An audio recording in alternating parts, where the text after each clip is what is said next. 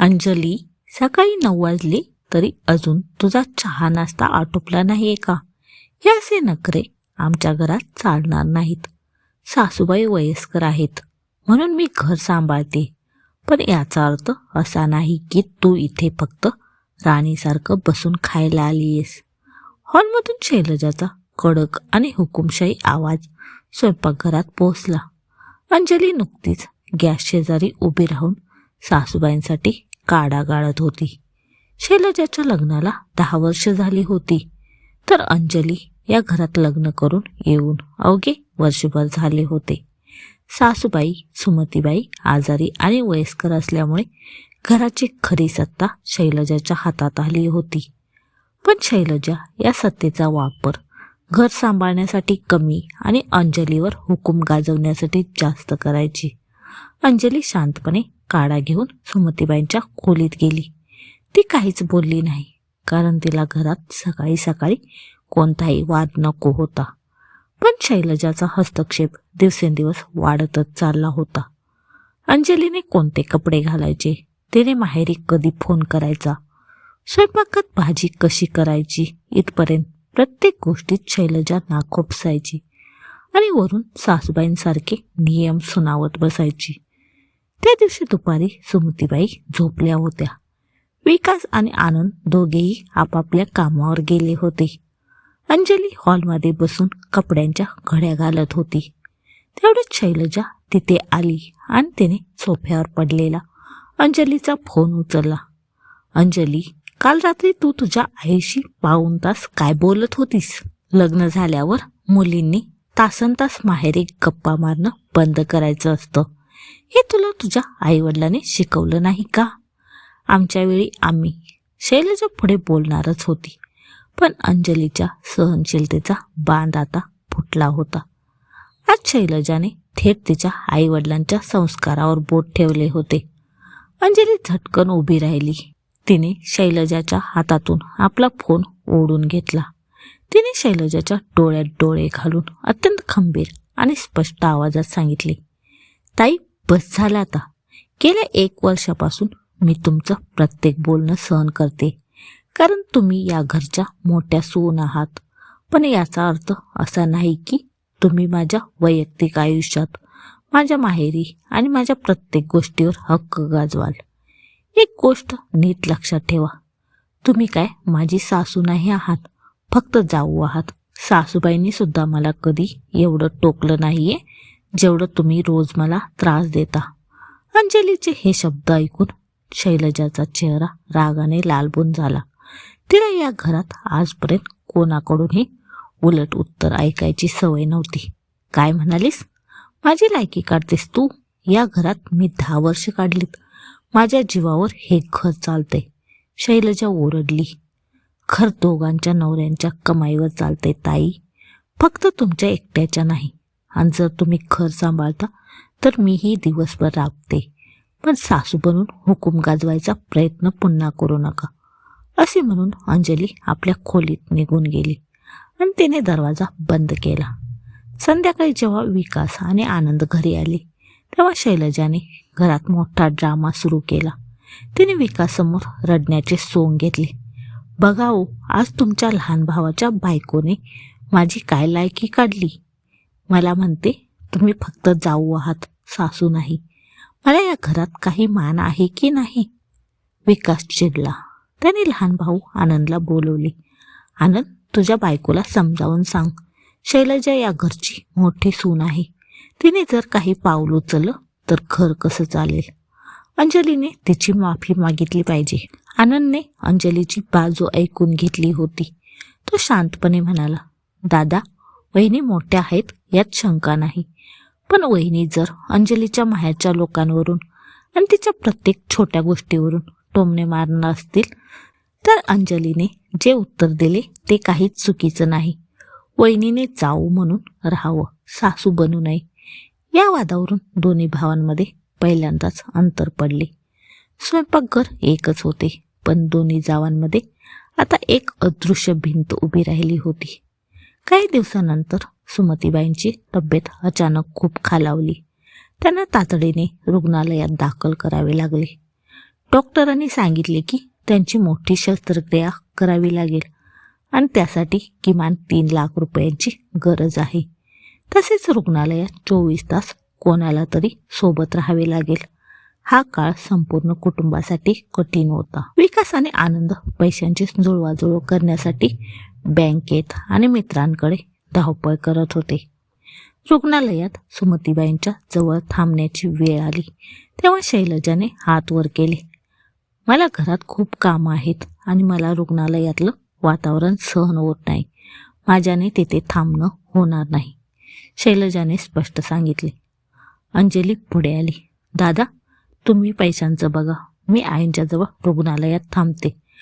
पुढचे 7 दिवस अंजली रुग्णालयात सुमतीबाईंच्या खाटेशेजारी बसून राहिली. तिने स्वतःच्या खाण्यापिण्याची, झोपण्याची पर्वा केली नाही.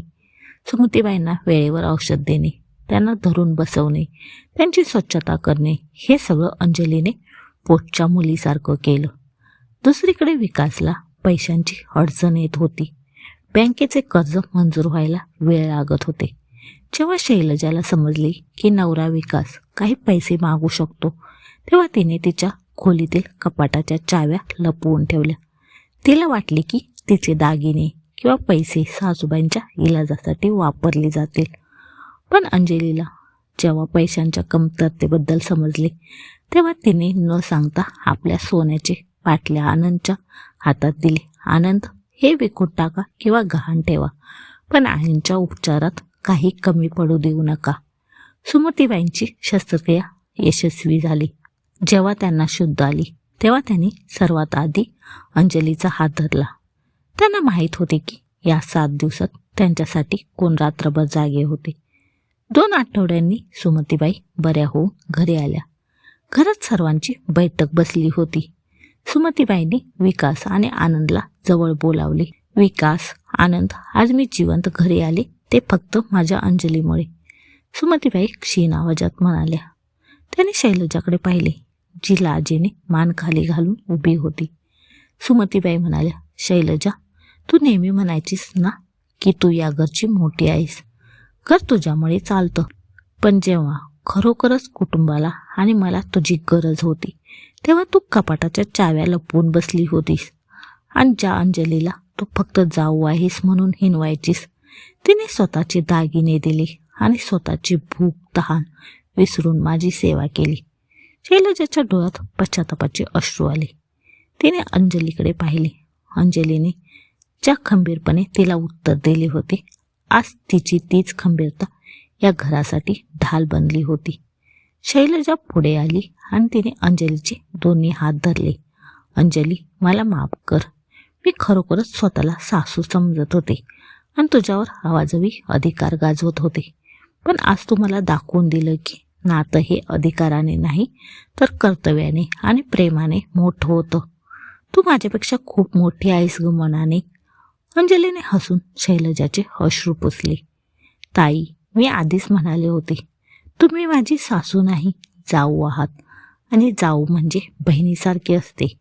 बहिणींमध्ये भांडणं होतात, पण संकट आल्यावर ते एकमेकींची साथ कधीच सोडत नाही. दोन्ही जावांनी एकमेकींना मिठी मारली. विकास आणि आनंदच्या चेहऱ्यावरही समाधानाचे हसू आले. सुमतीबाईंनी आनंदाने दोन्ही जावांच्या डोक्यावर हात ठेवला.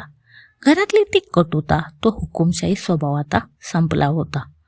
मोठ्या जावेचा आवाजवी हस्तक्षेप कायमचा थांबला होता. शैलजाने अंजलीची माफी मागितली खरी, पण त्यानंतर घरात कमालीची शांतता निर्माण झाली होती. शैलजाच्या स्वभावातील हुकुमशाही पूर्णपणे निघून गेली होती. पण म्हणतात ना, जुन्या जखमा भरायला वेळ लागतो आणि जुन्या सवयी बदलायला त्याहूनही जास्त वेळ लागतो. शैलजा आता खूप गप्प राहू लागली होती. ती आधीसारखा हुकूम गाजवत नव्हती, पण त्याचसोबत ती अंजलीशी हक्काने बोलणेही टाळू लागली होती. घरात एक वेगळ्याच प्रकारचा संकोच निर्माण झाला होता. अंजलीला हे असं परकेपणाचं वातावरण नको होतं. शैलजाताईकडून फक्त टोमणे आणि हुकूम नको होता, पण एक मोठी बहीण म्हणून हक्क आणि प्रेम हवं होतं. रविवार सकाळी आनंद आणि विकास दोघेही बाहेर गेले होते. सुमतीबाई त्यांच्या खोलीत विश्रांती घेत होत्या. अंजली स्वयंपाकघरात दुपारच्या जेवणाची तयारी करत होती. तेवढ्यात शैलजा तिथे आली आणि शांतपणे भाजी चिरायला बसली. ताई, मी करते ना, तुम्ही कशाला त्रास घेता? अंजली म्हणाली. नाही अंजली, तू एकटीच किती करणार? आणि आता कसं आहे, मी जास्त लुडबुड केलेली तुला आवडणार नाही, म्हणून विचार केला गप्प राहून जितकी मदत करता येईल तितकी करावी. शैलजा नजर खाली ठेवून म्हणाली. तिच्या आवाजात पश्चातापापेक्षा एक सुप्त नाराजी आणि दुखावलेला स्वाभिमान जास्त जाणवत होता. अंजलीने गॅस बंद केला. ती शैलजाच्या शेजारी येऊन बसली आणि तिने शैलजाच्या हातातून विळी बाजूला सारली. ताई, तुम्ही अजूनही त्या दिवशीच्या माझ्या बोलण्याचा राग धरून बसलात का? अंजलीने थेट विचारले. शैलजा क्षणभर शांत राहिली आणि मग तिचे डोळे पाणावले.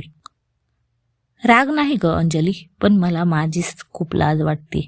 मी या घरात 10 वर्ष काढली, म्हणून मला वाटायचं की माझ्याशिवाय हे घर चालणारच नाही. मी सासूबाईंच्या आजारपणाचा फायदा घेऊन स्वतःला या घराची मालकीण समजू लागले होते. पण तू मला माझी जागा दाखवून दिलीस.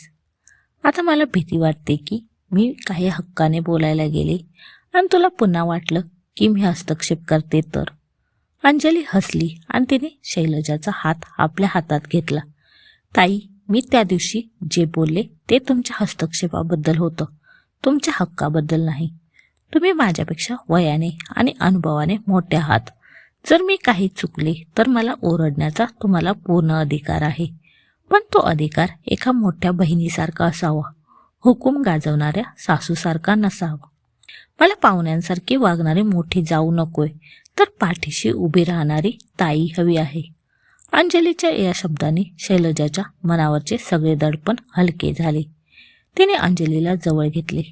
मला माफ कर अंजली, आता मी सासू बनण्याचा प्रयत्न कधीच करणार नाही, पण एक मोठी बहीण म्हणून तुला नक्कीच सांभाळून घे.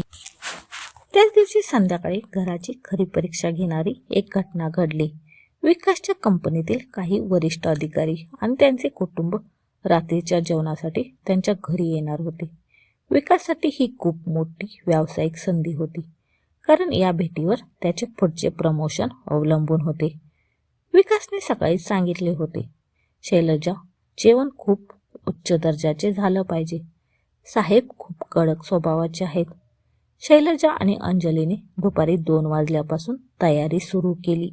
सगळा बेत ठरला होता, पण अचानक संध्याकाळी 6:30 वाजता जे पाहुणे येणार होते त्यांच्या पत्नीचा फोन आला. आम्ही शुद्ध शाकाहारी आणि जैन जेवण जेवतो, त्यामुळे जेवणात कांदा आणि लसूण अजिबात नसावा ही विनंती. हा फोन ऐकून शैलजाचे अवसानच गळाले. तिने बनवलेल्या मुख्य भाज्यांच्या ग्रेव्हीमध्ये आधीच कांदा आणि लसूण भरपूर घातला गेला होता. फक्त 1.5 तास शिल्लक होता आणि पुन्हा सगळा स्वयंपाक करणं अशक्य वाटत होते. विकास टेन्शनमध्ये आला. आता काय करणार? साहेब जेवल्याशिवाय गेले तर माझं रेशन खराब होईल. शैलजा गोंधळली होती, पण अशा वेळी अंजली अत्यंत शांत उभी राहिली. तिने शैलजाचा हात पकडला. ताई, घाबरू नका, आपण दोघी मिळून हे सांभाळू शकतो. तुम्ही पनीर आणि काजूची नवीन जैन ग्रेव्ही तयार करा. मी तोपर्यंत आमटी आणि जिरा राईस बघते. आपण डिश पूर्णपणे बदलूया. शैलजाला अंजलीच्या आत्मविश्वासाने ताकद दिली. पुढचा 1 तास त्या दोघींनी स्वयंपाकघरात एका टीमसारखं काम केलं. शैलजाची वर्षानुवर्षाची स्वयंपाकाची हातोटी आणि अंजलीचे आधुनिक मॅनेजमेंट एकत्र आले होते. तिथे आता कोणताही वाद नव्हता, फक्त एकमेकींना दिली जाणारी साथ होती. रात्री 8 वाजता पाहुणे आले. जेवणाचा सुवास घरभर दरवळत होता. जेव्हा विकासच्या साहेबांनी आणि त्याच्या पत्नीने जेवण खाल्ले तेव्हा ते थक्क झाले. विकास, तुमच्या घरचं जेवण अप्रतिम आहे.